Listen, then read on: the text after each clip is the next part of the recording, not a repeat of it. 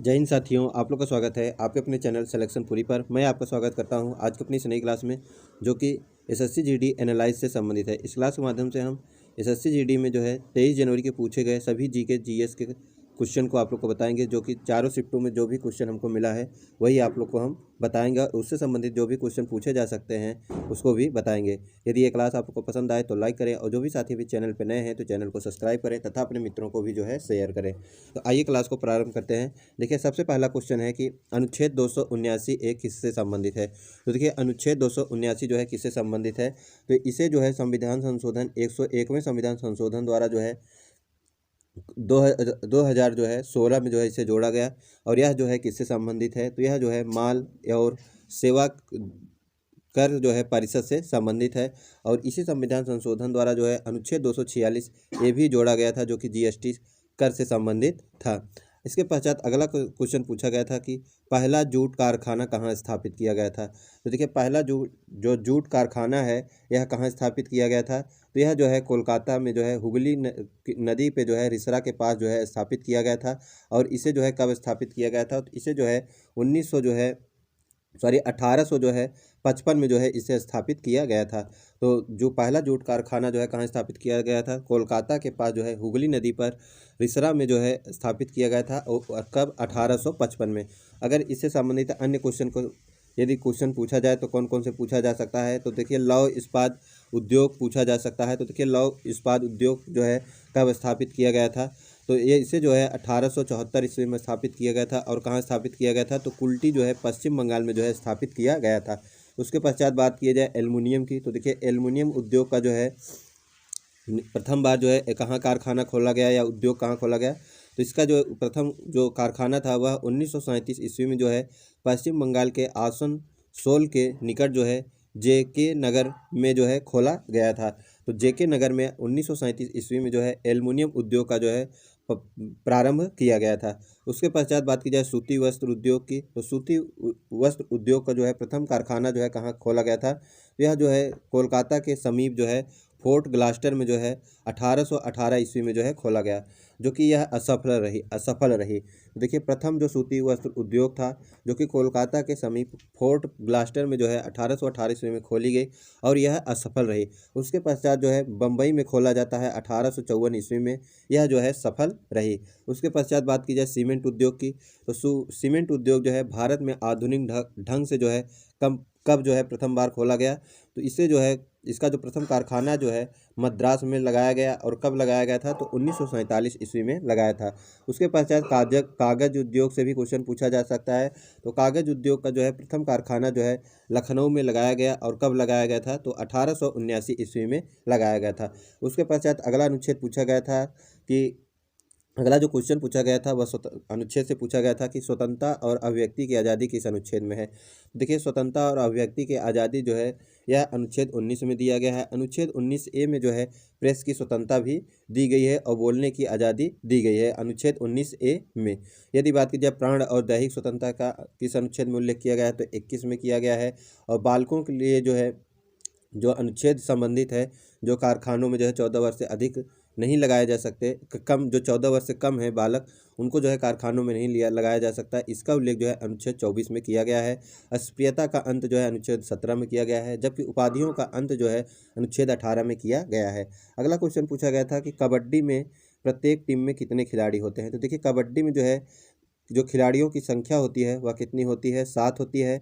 जबकि जो अन्य खेल से संबंधित यदि क्वेश्चन पूछा जाए, तो देखिए बेसबॉल में जो है कितने होते हैं, 9 होते हैं। वाटर पोलो में जो है 7 होते हैं। जबकि जो है रग्बी फुटबॉल में जो है 15। तो फुटबॉल में जो होते हैं वो कितने होते हैं, तो फुटबॉल में 11 होते हैं। लेकिन रग्बी फुटबॉल की बात की जाए तो 15 खिलाड़ी होते हैं। खो खो में कितने खिलाड़ी होते हैं, तो खो खो में 9 खिलाड़ी होते हैं। बाकी हॉकी, फुटबॉल और क्रिकेट में जो है कितने कितने खिलाड़ी होते हैं, तो तीनों में जो है 11 खिलाड़ी होते हैं। उसके पश्चात बास्केटबॉल में जो है 5 खिलाड़ी होते हैं। जबकि जिम्नास्टिक में जो है 8 खिलाड़ी होते हैं। और नेट बॉल में जो है 7 खिलाड़ी होते हैं। और वॉलीबॉल में 6। तो देखिए, कबड्डी में 7, बेसबॉल में 9, वाटर पोलो में 7, रग्बी फुटबॉल में 15, खो खो में 9, हॉकी, फुटबॉल और क्रिकेट में 11-11, जबकि बास्केटबॉल में 5, जिम्नास्टिक में 8, नेटबॉल में 7, वॉलीबॉल में 6 खिलाड़ी होते हैं। अगला क्वेश्चन पूछा गया था कि चू फाट लोक नृत्य किस राज्य से संबंधित है। तो देखिए चू फाट जो है यह किस लोक नृत्य से संबंधित है, किस राज्य से संबंधित है, तो यह जो है सिक्किम से संबंधित है। और यह जो है किस जनजाति द्वारा गाया जाता है, तो यह नृत्य किया जाता है तो लेम्या जो जनजाति होती है, लेमचा जो जनजाति होती है, यह लेमचा है, तो जो लेमचा जनजाति होती है उसी के द्वारा जो है यह नृत्य किया जाता है। अगला क्वेश्चन पूछा गया था, इंद्रधनुष योजना जो है किससे संबंधित है। तो देखिए इंद्रधनुष जो योजना है वह किससे संबंधित है, यह जो है बैंकिंग सुधार से संबंधित है। जबकि यदि क्वेश्चन पूछे मिशन इंद्रधनुष किससे संबंधित है, तो मिशन इंद्रधनुष जो है टीकाकरण से संबंधित है। तो इंद्रधनुष जो है योजना किससे संबंधित है, बैंकिंग सुधार से संबंधित है। जबकि मिशन इंद्रधनुष जो है टीकाकरण से संबंधित है।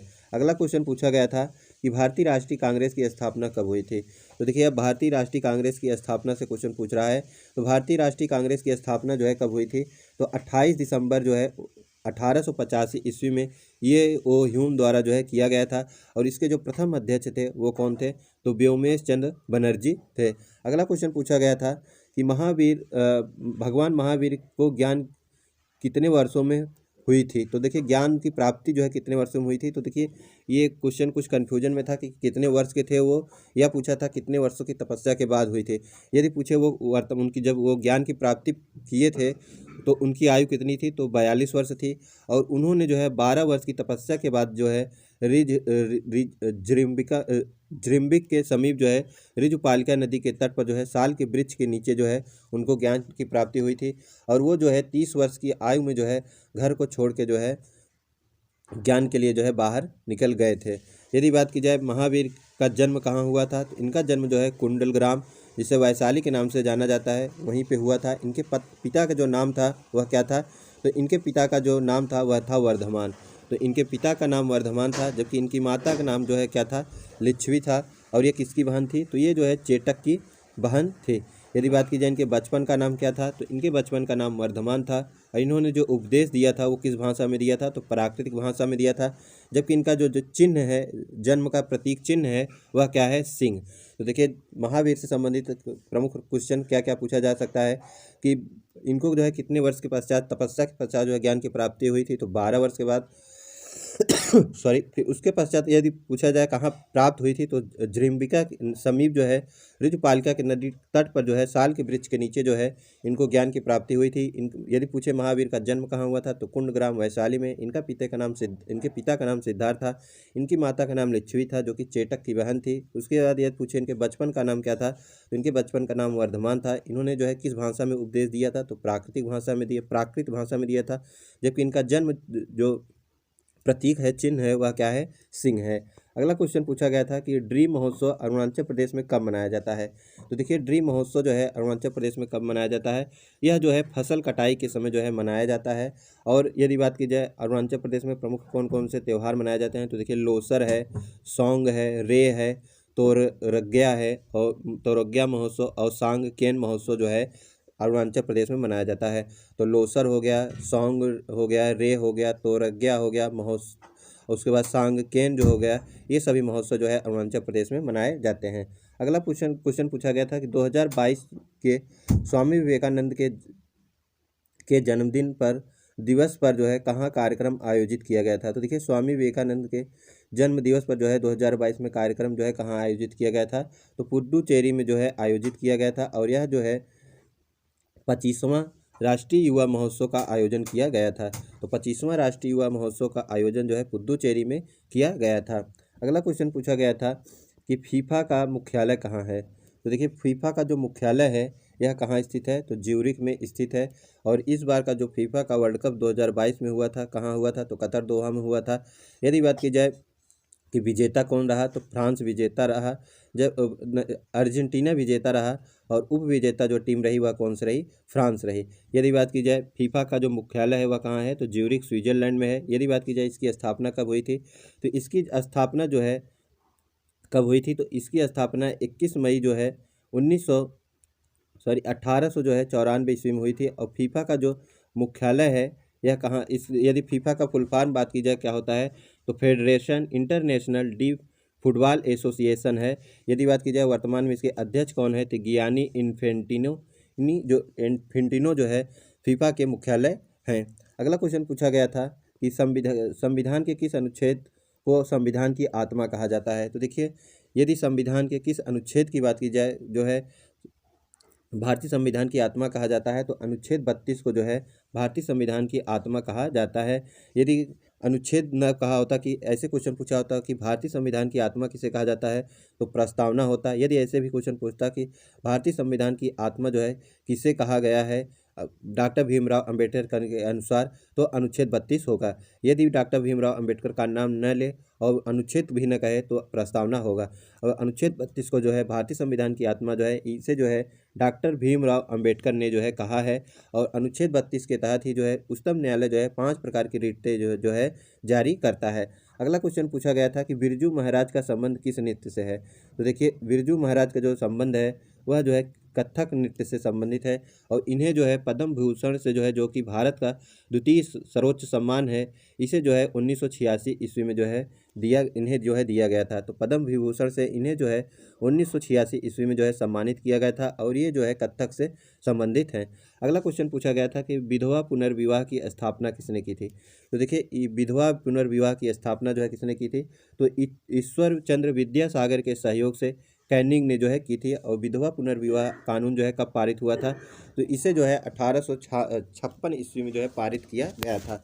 अगला क्वेश्चन पूछा गया था किस राज्य की जनसंख्या सिक्किम के बाद है, अर्थात जो जनसंख्या है वह दूसरी सबसे कम किसकी है। तो सबसे पहला जो जनसंख्या सबसे कम न्यूनतम है वह किसकी है, सिक्किम की। उसके पश्चात जो है मिजोरम की है। यदि बात की जाए सबसे अधिक जनसंख्या किस राज्य की है, तो उत्तर प्रदेश की है। यदि क्वेश्चन पूछे कि प्रथम जनगणना जो है कब हुई थी, तो 1872 ईस्वी में किसके काल में, तो मेयो के काल में। जबकि प्रथम नियमित जनगणना जो है कब प्रारंभ हुई थी, तो 1881 ईस्वी में जो है प्रारंभ हुई थी। और किसके काल में, तो लॉर्ड रिपन के काल में जो है प्रारंभ हुई थी। लॉर्ड रिपन को जो है स्थायी जो है करण का जो है जनक कहा जाता है। अगला क्वेश्चन पूछा गया था कि द्वितीय पंचवर्षीय योजना में किसे महत्व दिया गया था। तो देखिए, द्वितीय पंचवर्षीय योजना जो कि 1956 से 61 तक थी और पीसी महालनोबिस मॉडल पर आधारित थी। और इस पे जो है उद्योग और खनिजों पर जो है विशेष बल जो है दिया गया था।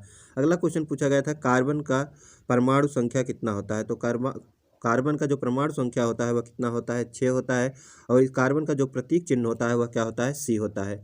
अगला क्वेश्चन पूछा गया था कि चुनाव आयोग जो है किसका जो है चुनाव करवाता है। तो देखिए, चुनाव आयोग जो है किसका किसका चुनाव कराता है। तो देखिए, इनमें से जो है जो प्रमुख चुनाव करवाता है वह है विधानसभा, लोकसभा, राज्यसभा और राष्ट्रपति और उपराष्ट्रपति आदि का जो है चुनाव करवाता है। तो इन्हीं में से जो है किसी का दिया होगा कि चुनाव आयोग जो है किसका चुनाव करवाता है। चुनाव आयोग का जो उल्लेख है किस अनुच्छेद में मिलता है, तो अनुच्छेद 324 से लेकर 329 तक जो है चुनाव आयोग का उल्लेख मिलता है। और भाग की बात की जाए तो भाग 15 में जो है चुनाव आयोग का उल्लेख किया गया है। अगला अनुच्छेद पूछा गया था कि बेंगलुरु में टैग समिट 2022 का उद्घाटन किसने किया था। तो देखिए, बेंगलुरु में टैग समिट 2022 का उद्घाटन जो है किसने किया था, तो पीएम मोदी ने ही जो है इसे किया था। और यह जो है एशिया का सबसे बड़ा टेक्नोलॉजी इवेंट है। अगला क्वेश्चन पूछा गया था कि केरल का सबसे ऊंचा जलप्रपात कौन सा है। तो देखिए, केरल का जो सबसे ऊंचा जलप्रपात है वह कौन सा है, एथिरापल्ली मोरयत्तर जो है। तो केरल का जो सबसे ऊंचा जलप्रपात है वह कौन सा है, एथिरापल्ली मोरयत्तर है। अगला क्वेश्चन पूछा गया था कि दीपा कर्माकर किस ओलंपिक में प्रथम बार भाग लिया था। तो देखिए, दीपा कर्माकर जो है जो कि जिम्नास्टिक से संबंधित है, इन्होंने जो है 2016 में जो है रियो ओलंपिक में प्रथम बार भाग लिया था। अगला क्वेश्चन पूछा गया था कि प्रधानमंत्री कौशल विकास योजना कब प्रारंभ हुई। तो देखिए, प्रधानमंत्री कौशल विकास योजना जो है कब प्रारंभ हुई थी, तो 20 फरवरी 2015 को जो है प्रारंभ हुई थी।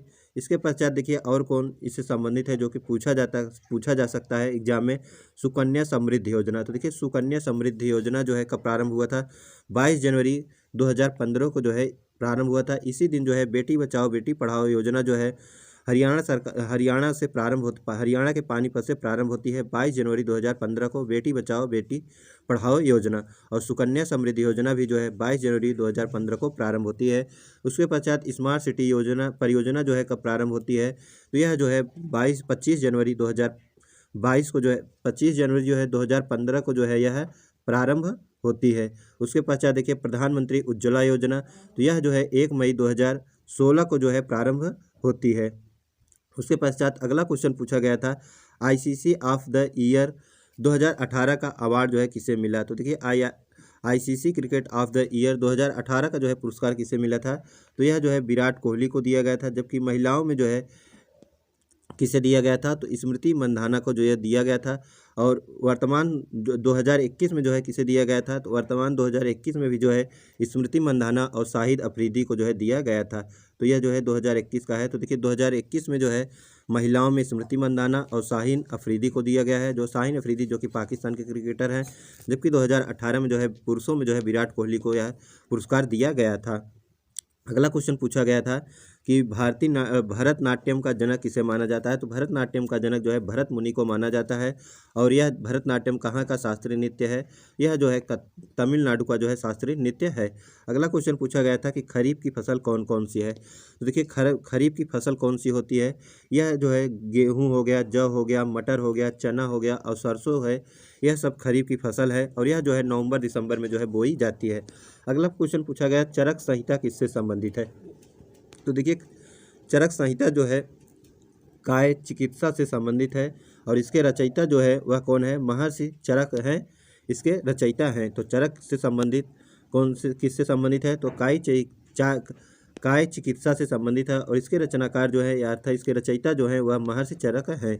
अगला क्वेश्चन पूछा गया था कि उत्तर भारत में मई जून में चलने वाली हवा को क्या कहा जाता है? तो देखिए उत्तर भारत में मई जून में चलने वाली हवा को जो है क्या कहा जाता है? तो लू जो है कहा जाता है। अगला क्वेश्चन पूछा गया था 83वां राष्ट्रीय टेबल टेनिस चैंपियनशिप कहाँ आयोजित की जाएगी? तो देखिए 83वां जो है राष्ट्रीय टेबल टेनिस चैंपियनशिप जो है कहाँ आयोजित की जाएगी? तो मेघालय में जो है आयोजित की जाएगी। और कब? तो यह जो है 18 अप्रैल से 25 अप्रैल तक जो है आयोजित की जाएगी। और पूर्वोत्तर भारत में यह दूसरी बार जो है आयोजित की जा रही है। अगला क्वेश्चन पूछा गया था कि देखिए इसके पहले जो 82वां राष्ट्रीय टेबल टेनिस हुआ था, इसकी विजेता कौन थी? तो यह जो है हरियाणा में आयोजित किया गया था और मनीष बन्ना जो है इसे जीता था। अगला क्वेश्चन पूछा गया था कि सेबी की पहली महिला मुख्य कौन बनी है? तो देखिए सेबी की प्रथम महिला जो प्रमुख बनी है वह कौन है? माधुरी पुरी बुच जो है बनी है। अगला और इनका जो कार्यकाल है कितने वर्ष का है? तो 3 साल का है। अगला क्वेश्चन पूछा गया था कि भारतीय जनसंख्या की दृष्टि से विश्व की जनसंख्या का कितना प्रतिशत है? ये प्रतिशत है। तो देखिए भारत जो है जनसंख्या की दृष्टि से विश्व की जनसंख्या का कुल कितना प्रतिशत है? तो 17% जो है भारत की जनसंख्या विश्व की जनसंख्या का है। अगला क्वेश्चन पूछा गया था कि सिंधी लोग जो है मकर संक्रांति को किस नाम से मनाते हैं? अर्थात सिंधी लोग जो है मकर संक्रांति को किस नाम से पुकारते हैं? तो तिरमुरी जो है नाम से बुलाते हैं। जबकि पंजाब में लोहड़ी और गुजरात में जो है उत्तरायण के नाम से जाना जाता है। अगला क्वेश्चन पूछा गया था कि वर्तमान में महाराष्ट्र के मुख्यमंत्री कौन हैं? तो देखिए वर्तमान में जो है महाराष्ट्र के जो मुख्यमंत्री हैं वह कौन हैं? तो एकनाथ शिंदे हैं। यदि बात की जाए राज्यपाल कौन है वहाँ के, तो भगत सिंह कोश्यारी हैं। यदि हाल ही में चुनाव जो हुआ था गुजरात और हिमाचल प्रदेश में, तो यहाँ के मुख्यमंत्री कौन बने हैं? तो देखिए गुजरात के जो मुख्यमंत्री हैं वो हैं भूपेंद्र पटेल। जबकि राज्यपाल की बात की जाए वहाँ के राज्यपाल कौन है? तो श्री आचार्य देवव्रत हैं। यदि बात की जाए हिमाचल प्रदेश की, तो हिमाचल प्रदेश के जो मुख्यमंत्री हैं वो कौन है? सुबिंदर सिंह सुक्खू हैं। यदि राज्यपाल की बात की जाए तो राजेंद्र विश्वनाथ आलेरकल हैं। जबकि त्रिपुरा की बात की जाए तो त्रिपुरा के जो राज्यपाल हैं वो कौन है? त्रिपुरा के राज्यपाल जो हैं वह है सत्यदेव नारायण आर्य। जबकि मुख्यमंत्री जो हैं वह कौन है? मानिक शाह हैं। तो त्रिपुरा के राज्यपाल कौन है? सत्यदेव नारायण आर्य और मुख्यमंत्री मानिक शाह। जबकि हिमाचल प्रदेश के मुख्यमंत्री सुबिंदर सिंह सुक्खू हैं। जबकि राज्यपाल जो हैं वह हैं राजेंद्र विश्वनाथ। जबकि जो गुजरात के मुख्यमंत्री हैं वो कौन है? भूपेंद्र पटेल। और राज्यपाल जो हैं वह कौन है? श्री आचार्य देवव्रत। अगला क्वेश्चन पूछा गया था कि पृथ्वी का द्रव्यमान भार कितना होता है? तो देखिए पृथ्वी का जो द्रव्यमान भार होता है वह कितना होता है? 6 × 10⁻24 किलोग्राम। अगला क्वेश्चन पूछा गया था कि गोवा का लोक नृत्य कौन सा है? तो देखिए गोवा का जो लोक नृत्य है वह कौन सा है? तो फुगड़ी जो है विकल्प में दिया गया था, तो यही है। गोवा का जो लोक नृत्य है वह है फुगड़ी, जो कि महिलाओं को द्वारा जो है केवल यह नृत्य किया जाता है। यदि बात की जाए यहाँ के प्रमुख जो उत्सव हैं वह कौन से हैं, तो साओ हो गया, जोआओ उत्सव जो है, और सिग्मो उस महोत्सव जो है गोवा में मनाया जाता है। अगला क्वेश्चन पूछा गया था कि राज्य की कार्यपालिका शक्ति जो है राज्यपाल में निहित होगी, इसका उल्लेख किस अनुच्छेद में किया गया है। तो देखिए एक राज्य की कार्यपालिका शक्ति जो है राज्यपाल में निहित होगी, इसका उल्लेख जो है अनुच्छेद जो है 154 में जो है किया गया है। यदि अनुच्छेद 153 की बात की जाए तो दिया गया है राज्यों के लिए एक राज्यपाल होगा। अनुच्छेद 161 में जो है राज्यपाल को जो है क्षमादान की शक्ति जो है प्रदान की गई है। अगला अनुच्छेद पूछा गया था कि टोक्यो ओलंपिक में मीराबाई चानू ने कौन सा पदक जीता था। तो देखिए टोक्यो ओलंपिक में जो है मीराबाई चानू ने जो है कौन सा पदक जीता था, तो रजत पदक जो है जीता था। और यह जो है ओलंपिक 2000 देखिए टोक्यो ओलंपिक में जो है रजत पदक मीराबाई चानू ने जीता था, और भारत की तरफ से यह प्रथम जो है पदक था टोक्यो ओलंपिक का। और ये जो है किस खेल से संबंधित है, तो वेट लिफ्टर से संबंधित है। यदि टोक्यो ओलंपिक में जो प्रमुख 7 पदक आए थे उनकी सभी की बात की जाए तो पहला था रजत पदक, किससे संबंधित था, तो टोक्यो ओलंपिक में जो है मीराबाई चानू से संबंधित था। उसके बाद बात की जाए अन्य कौन कौन से प्रमुख पदक भारत में आए थे, जो 6 बचे, तो देखिए नीरज चोपड़ा जो है जेवलिन थ्रो में जो है गोल्ड लाए थे। लवलीना बोरगोहेन ने जो है मुक्केबाजी में जो है ब्रांच लाया था। बजरंग पूनिया कुश्ती से संबंधित हैं और इन्होंने जो है ब्रांच लाया था। जबकि रवि दहिया ने जो है इन्होंने कौन सा मेडल लाया था, तो रवि दहिया ने जो है कुश्ती में जो है सिल्वर मेडल लाया था। जबकि पीवी सिंधु ने जो है बैडमिंटन में जो है ब्रांच मेडल लाया था। और पुरुषों की हॉकी टीम ने जो है 41 के साल के बाद जो है कोई पदक जीता, और वह कौन सा पदक था, तो ब्रांच पदक था। तो ये रहे 23 जनवरी में सभी शिफ्टों में आए हुए जीएस के सभी प्रश्न। यदि ये आप लोग को पसंद आई हो क्लास तो लाइक करें, और जो भी साथी अभी चैनल पर नए हैं तो चैनल को सब्सक्राइब करें तथा अपने मित्रों को भी शेयर करें। मिलते हैं एक और क्लास के साथ। जय हिंद, जय भारत।